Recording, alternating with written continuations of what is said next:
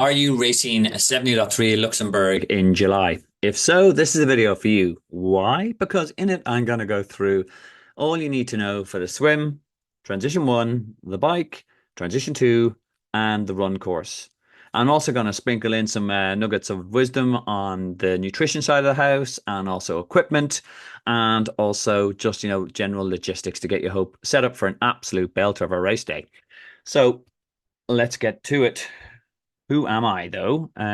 My name is Coach Steve or Steven Moody. To my friends, I am an Ironman U certified coach and a coach of over 20 years. I'm also an aspiring YouTuber who does these videos in terms of breaking down a lot of race reviews, either by normally interviewing local coaches or race organizers. But in this instance, I've actually done 70.3 Luxembourg, so I'm going to go through it from a personal experience point of view. Um, and as I said, if you're looking for a different race, make sure to check out my channel, as in because I've got over 50 race reviews breaking down to really race specific hints and tips, and that will get you an absolutely belter race day experience. So let's start with the swim course. The swim course is in a lake, and it is a one loop course that we will enter in via a rolling start. We'll talk about what a rolling start means in a second, but this is your where the swim corral will work. It's very close to transition, which is around, I'd say, just a 2 minute walk. So there's no need for any sort of overly logistical planning or anything like that. And it's on smooth roads. So you will start here. You won't have a chance to do a practice swim in the morning in the actual lake. You will. There is a nearby pool that they allow in, but it's not great. So don't expect to be able to get into the water and try it out. You will get in, there's a short swim out, and we'll go down here roughly around 500 meters. The buoys are well marked out. There's no real current. The water quality is good. Not pristine. It's not Austria pristine, but it's nice and it's clear. Um, there's no current to work on because there's no sort of waves or anything. That's because it's not a sea swim. Saw very little wildlife in the water. There was no fish in it. You won't find jellyfish either because it's in a lake. So it's just a straight swim up, turn around here, and straight back. The Some things to note about the swim. When we went into 2022, it was there was a non-wetsuit swim, so there is history of it being a non-wetsuit swim, which can panic a little bit. So build that into your planning. For my guys, I tell them typically to actually make sure they've actually done the distance in a pool, non-stop, possibly using a pool buoy to just get used to you because you won't have that buoyancy. If it's past a certain temperature, you cannot wear a wetsuit. So it was non-wetsuits for us, myself, and my racing companions, which makes it a slower swim. So it's not a fast swim by any shape or imagination, but it's also not a difficult swim. There's not an awful lot to worry about sighting. It's well marked. There's not it's, as I said, straight down, straight up. Advice to you on this is make sure you draft. Drafting in Ironman swimming is 100% legal. It's not allowed in the bike, and we'll talk about that in a second. So you make sure you get on someone's hip or on their feet, and make sure that you allow them to break the water as they go along. The tension, it makes it easier to get behind them. It's also a great way of actually saving energy for the bike. Only other tip I would give, in terms of when you're coming to this point of the swim, kind of the second last buoy, start kicking a little bit more. Why? This gets a little, we've been horizontal for whatever, 30, 40 minutes. And by doing that, the kicking a little bit more aggressively, it allows the blood flow to get or circulate better around your body and all the rest, and avoid that kind of jelly legs. There will be volunteers that help you up and onto a kind of a pontoon here, and then it's a short little run into transition. You've got, as per standard Ironman racing, you have 1 hour and 20 minutes to get that done. But as I said, there's not an awful lot to the swim. It's quite a nice way to start the day.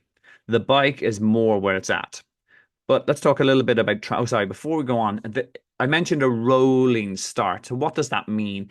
Ironman have moved away from the mass swim starts. If you Google the likes of Lanzarote or Nice, you'll see where they used to the cannon would go and everyone would just pile into the water, which is super if you're a really strong swimmer and get off the front. It's terrifying if you are a kind of mid-pack swim age group swimmer. So what Ironman does now is they have what's called a rolling swim start. What does that mean? When you turn up in the morning, there will be corrals where you will put yourself into according to your estimated swim time.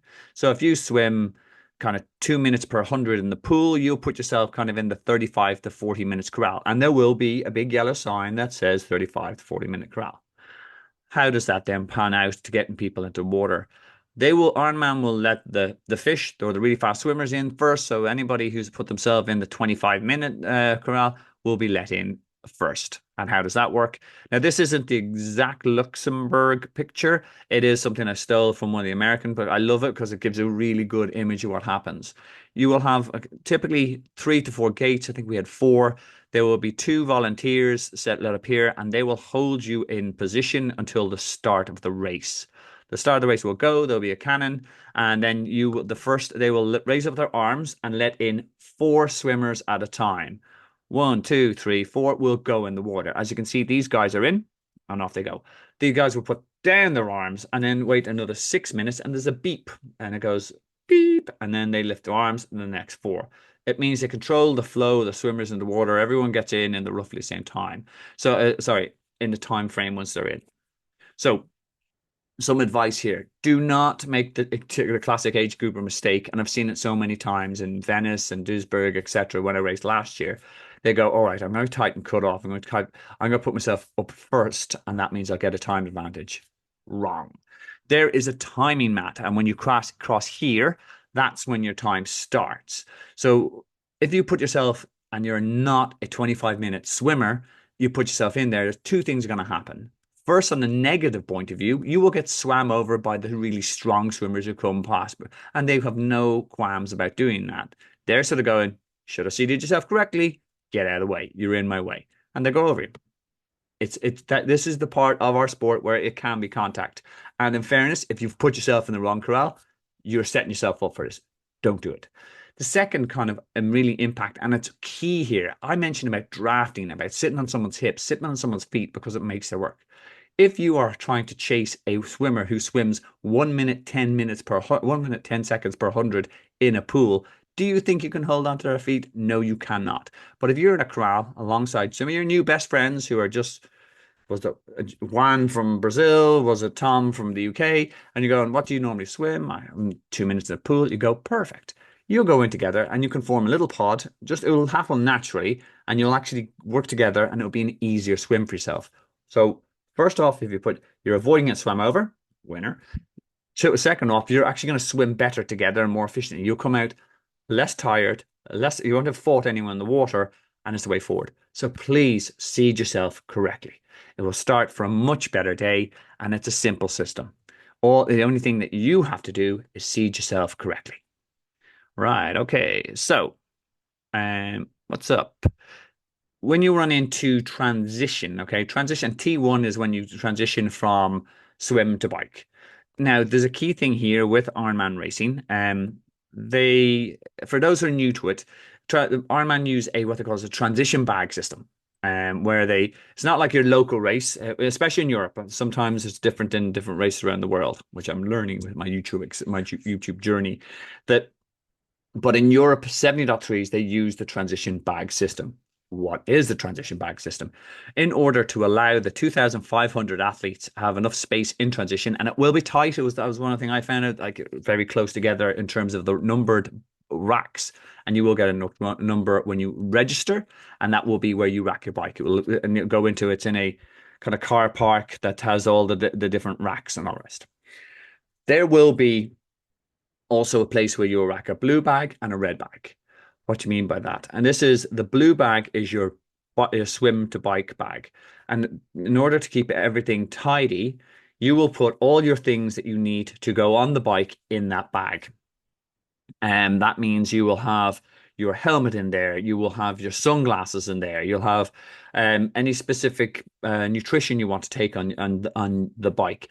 That will be in there. And as you're coming out of the transition and you go to changing into and you pull off your wetsuit, etc., you will take out your helmet, you put that on, you put on your sunglasses, extra top, whatever, and then you'll dump in your wetsuit into that blue bag, and then you'll hang it up on the rack. So you will have picked it up on one rack, and you will have taken out your bike stuff, put it on, and then you will replace it at the other rack.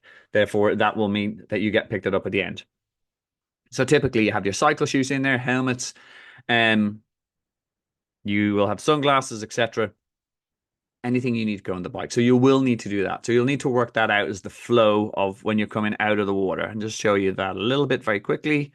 So as I said, you will come out of the water, you'll come up here, and it's only a short run. It's around 100, 200 meters, and you'll go in here into transition, and you will pass the blue bag, a rack with all the blue bags, and then you'll pick yours up, and then you go into changing tent, make that change, and then you rack it. You'll hang the bag, and then you'll head off, grab your bike, and there will be a mount line where you need to pass before you can get on your bike.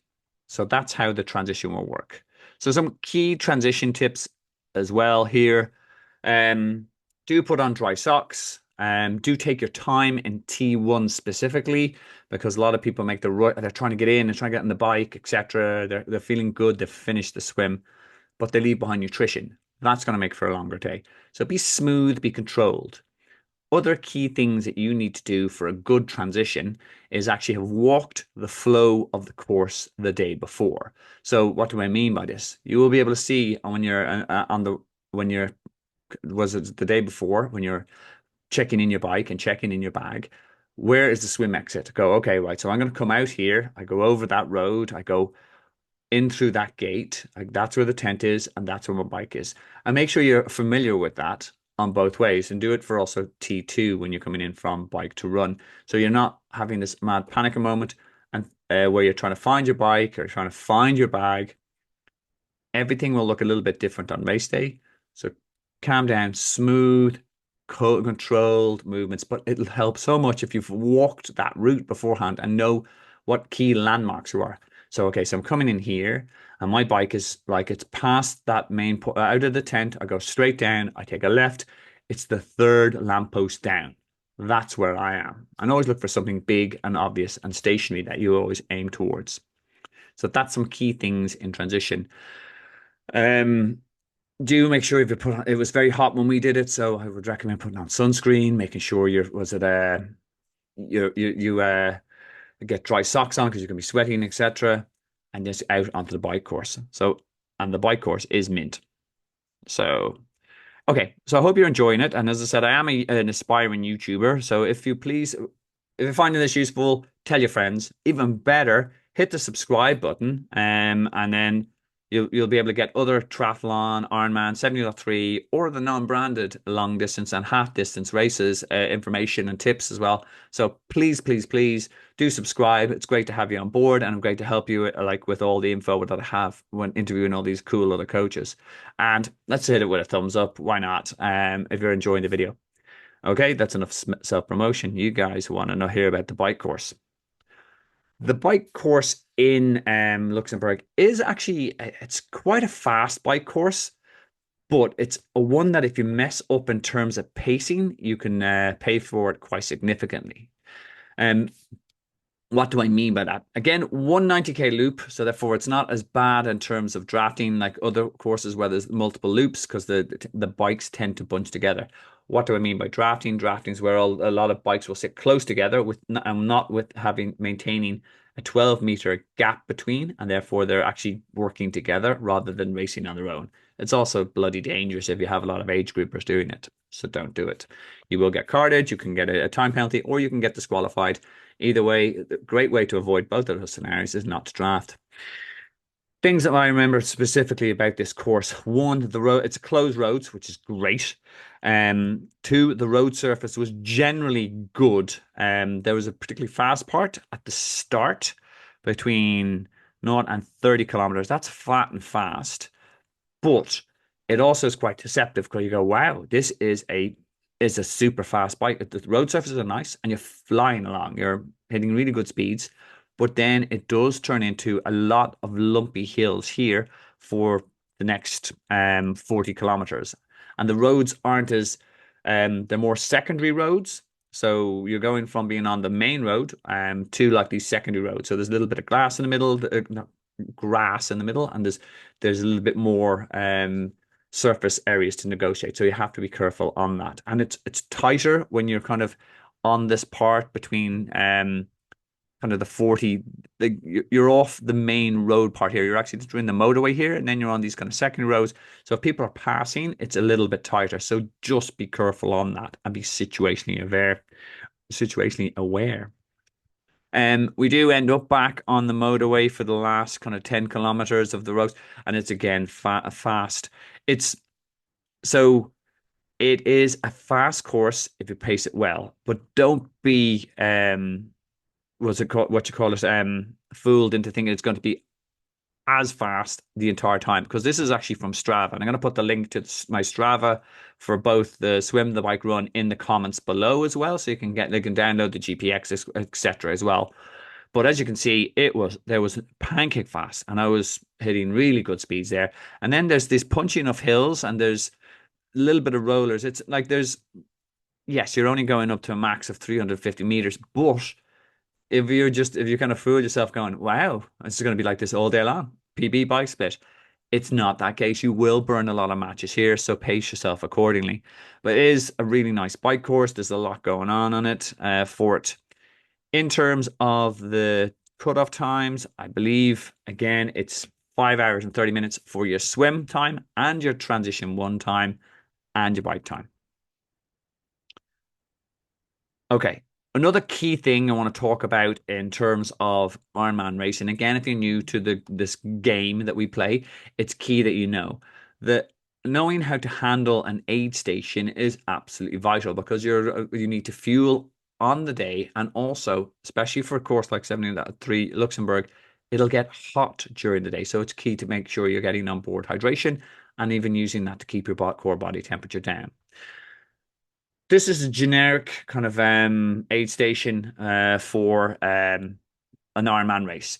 You will have only at the start of the aid station, you can drop like a beginning of a trash zone. So you can only drop bottles and gels between here and here. Anything else, if you start chucking around rubbish or trash, as Americans call it, in Luxembourg, and you get spotted by a marshal, you will get DQ'd, and rightly, because you're being a dick. We are guests in these people's country. They're doing very good to actually allow us to do our very time-consuming and very logistically heavy sport. Respect it. So by only doing your trash drop off, empty bottles, etc. in this area, you allow Ironman to tidy up the place as if we were never there the next day, is what they want to. So that's my major point there.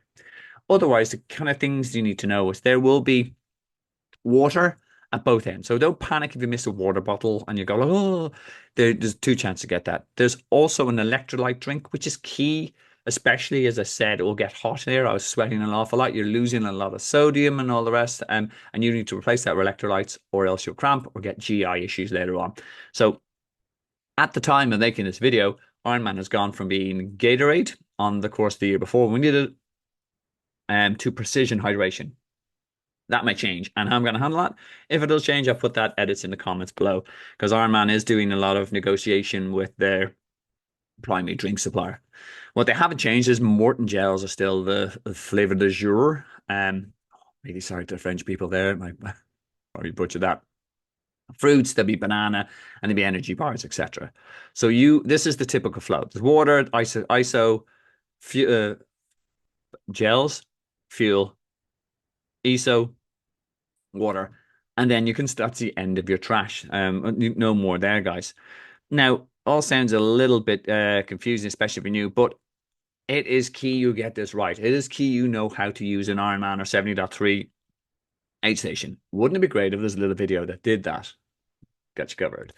Yeah, so I've made a specific video on this, and there's kind of key do's and don'ts that you need to know about how to handle an Ironman aid station, about how you get in safely, key. You get the fuel you need, key. and you get out safely. And you'll be surprised how many people do this badly. So, like simple things, just being really aware. This is an area where there's going to be a lot of debris. People drop bottles in this area, but it's in the trash zone. It's okay. But it's not okay if you hit that. It's how you interact with a volunteer. Make eye contact. Be polite. Say thank you.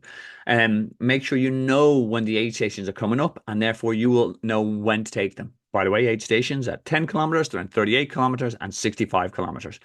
Write that down, put it on your stem of your bike, because on when you have race day brain, it sounds easy to remember three, and you go like, oh no, I've dropped my water bottle. If it's by accident, you're okay, by the way. And I went, oh, when's the next aid station? I don't know. Where am I? I'm at whatever 30 kilometers. Is it miles away? It's not. If you've written on your stem of your bike, less panic. All about minimizing stress on the day. So watch that video down below. I have demos from pros. I've kind of like, as I said, a cool acronym to keep you clear on the things you should need to do and things you need to do and do not do. Exactly, even just communicating. I am going into the aid station. I've seen too many age groupers just. I saw one guy in Duisburg just pull straight across the entire field of other bikes who were flying by, nearly taken out, and then slamming on his brakes, and the wheel came over, and he took himself out.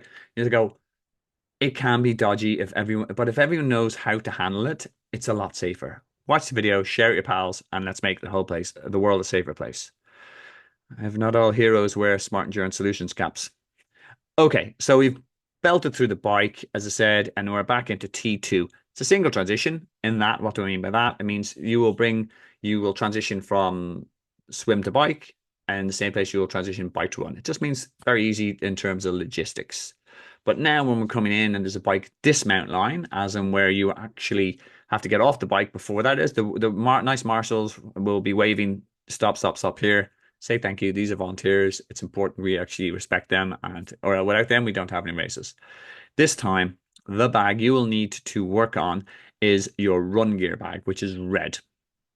You will rack your bike, run to the tent. You will pick up your red bag, and then that's where you put your helmet, your shades in, and you take out your runners. Top tip here, do not hang around in T2. Nothing good happens in T2. If you sit down, you start stretching, and go like, oh, I've got a half marathon to come. A lot of your mind will talk you out of what you need to do. So what I recommend with my guys is the only thing you need to take your time in and be smooth in, swap your socks, put on dry socks, because wet socks can cause blisters, which is very painful after 5K of another 21K to go. So make sure you have nice dry socks on, get your runners on. Then whatever else you have to put on, a new race belt, your sunglasses, your visor, etc., have that ready to go. So when the minute you have your runners on, start moving towards the run exit. So I have my guys with their what you call it, their visor, and they have a gel in it, they have their sunglasses in it, and they might have a little bottle of water in it. So therefore they're running and they're moving towards the exit. And by the time they've actually got the visor on, the sunglasses on, etc., and taken a bit of water, they're already 500 meters into their run. You go, cool, I'm already gone. So smooth, controlled, but faster than T1, because, as I said, nothing good happens in T2. So what's the run course like, guys? The run course actually is 3 loops. It's not overly eventful, if I'm very honest. Look, this here again is one of these, my bugbear with these maps that Ironman do. It looks like it's fairly lumpy. There's not an awful lot in it. The road surface, it's getting closed roads. It is 3.5K down, 3.5K up. So it's the thing for me that my lasting memory was it was very hot on the day for us, and there was a lot of there was loads of aid stations. They did have ice at the start, but they quickly ran out of that. So like for me, if there's ice there and it's heat management time, I get ice and I put it under my cap, which allows it to melt, which is beautiful for me. Or there were sponges, etc. So loads of aid stations, flat surface, it's exposed. There's nowhere. I remember the sun had come up and it was really hot, and I was looking for areas to run in. It's not. There's very little shade. There was a couple of trees there, but nothing much. Um, the road surface, it's all tarmac macadam. You will run past the finish kind of 3 times, and you can hear, which is always a little bit disheartening because you can hear what's going on. The aid stations are around 1.5 every kind of mile, 1.5 kilometers. take advantage of that. Make sure you get on board as much. Um, you if do not miss an aid station is a great tip I always give my guys. But it doesn't mean you have to slurp down a load of water if you're trying to. If even, for example, if you're feeling the heat, I pour water in the back. I put a little bit of I pour water in my front.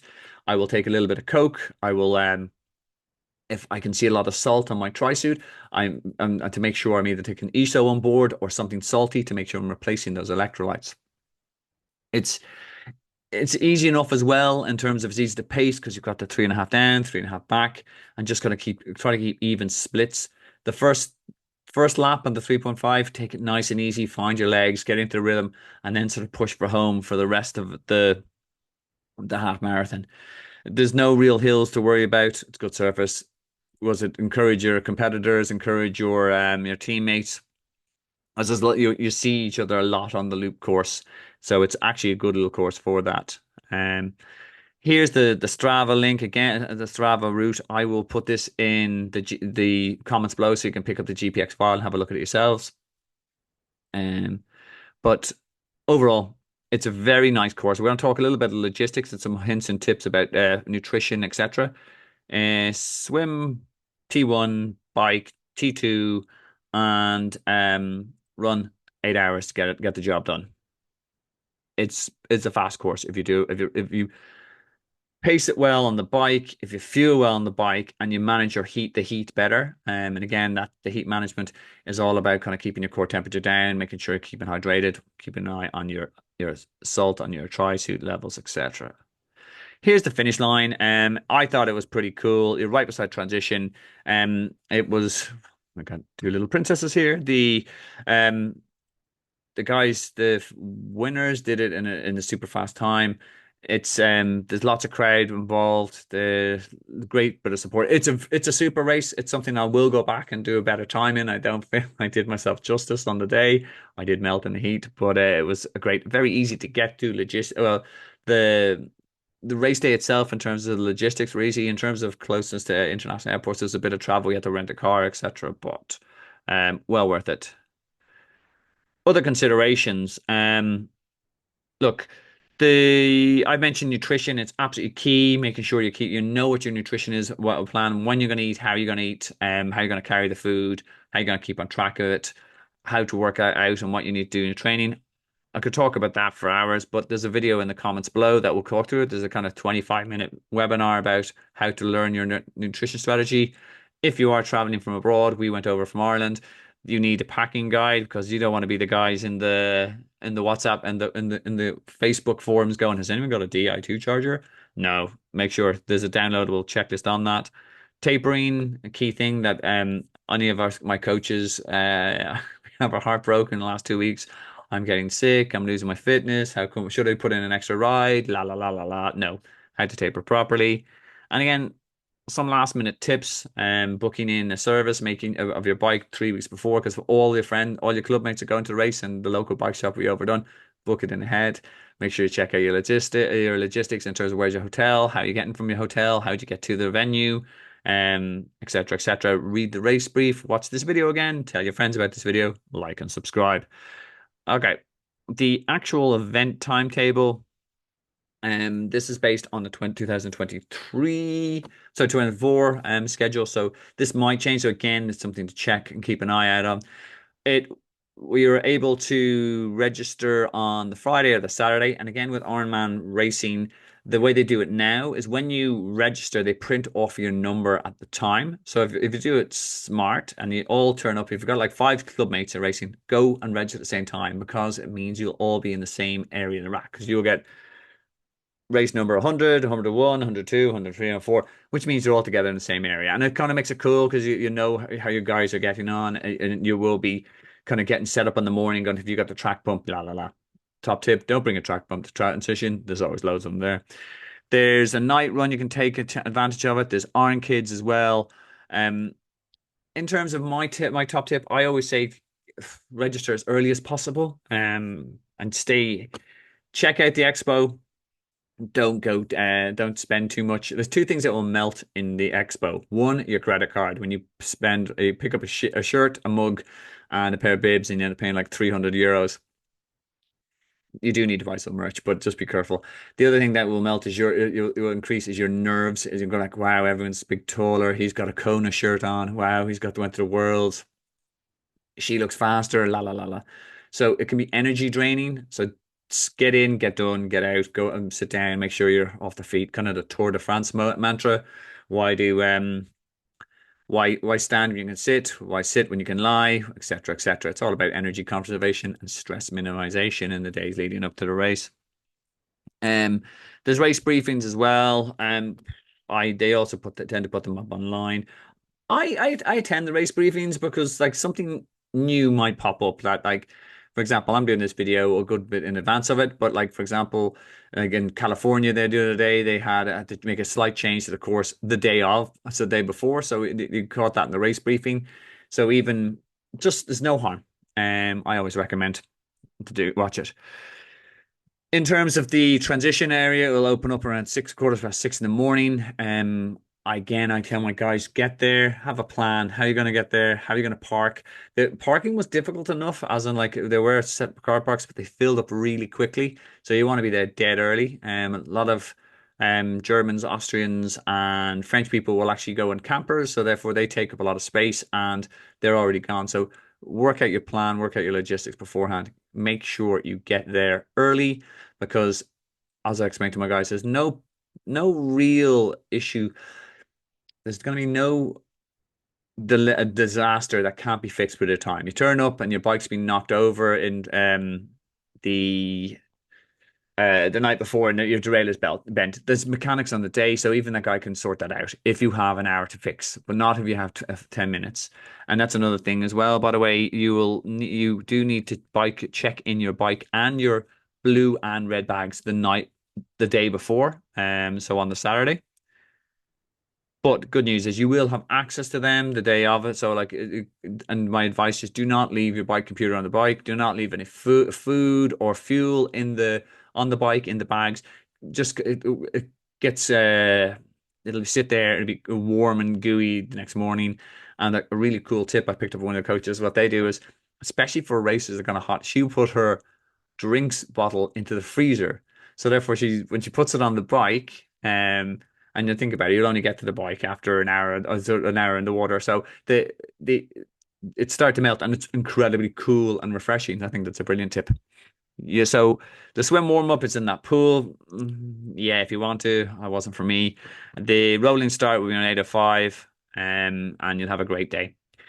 Look, 70.3 Luxembourg is one of my favorite races. It's one of the races I definitely feel I have an unfinished business in. So keep an eye out as on like on my channel because I will go back and I will do a better time there. And sure, if you're there, we'll have a chat and you can ask me any questions you want.